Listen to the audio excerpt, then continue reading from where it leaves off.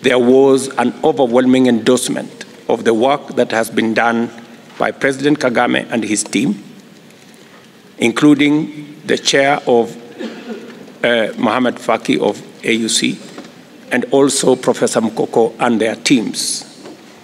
This will give us an opportunity, ladies and gentlemen, to make a fit-for-purpose organization for ourselves so that we can drive the interests of our organization and our continent appropriately.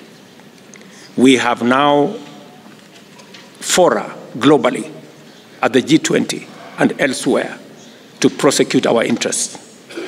A fit-for-purpose AU will make our interests better articulated.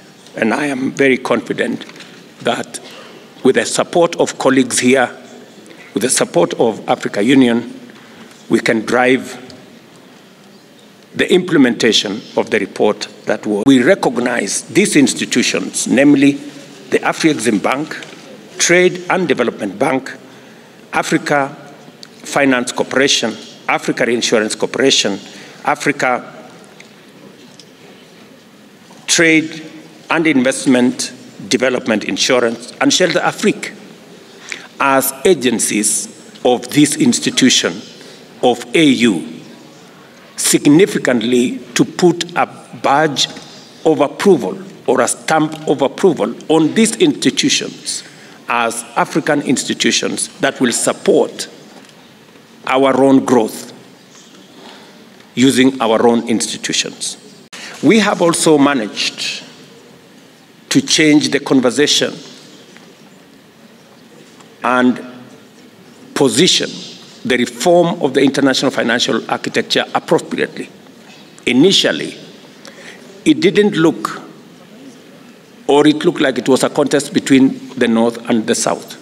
But today, both the North and the South are united in affirming that there is a problem with the international financial architecture, and that today we are agreed that there is need for reform.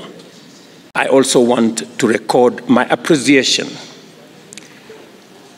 for the assignment I was given yesterday to champion the reform of our great institution, the Africa Union, and all our institutions therein. And I want to also record my appreciation of President Kagame's huge contribution over the last 8 years in championing that reform and the report that was filed yesterday. We have put very clear proposals on the table about tenure of debt, grace period for any debt, and even including debt pause clauses in agreements that will give countries opportunity to manage their challenges of climate vagaries, whether it is drought, whether it is floods, and be able to still manage their debt situations.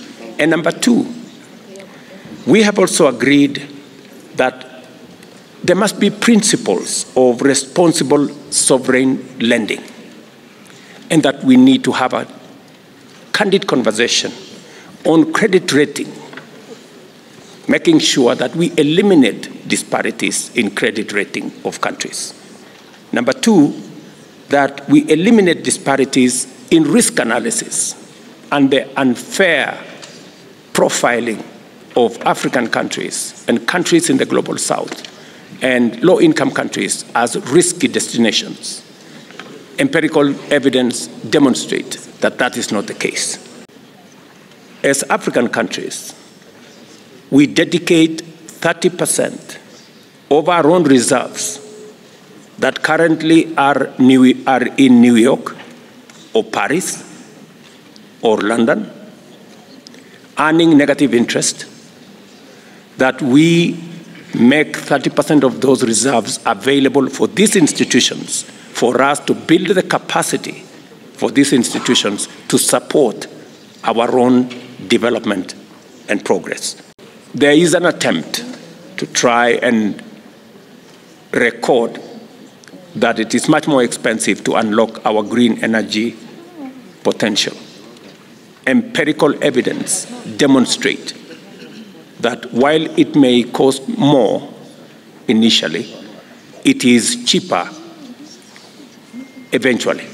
So we must package real, tangible, bankable projects, green energy projects in our continent as a demonstration of the potential we have and the opportunities that exist and the investment possibilities that are necessary that are available in our continent.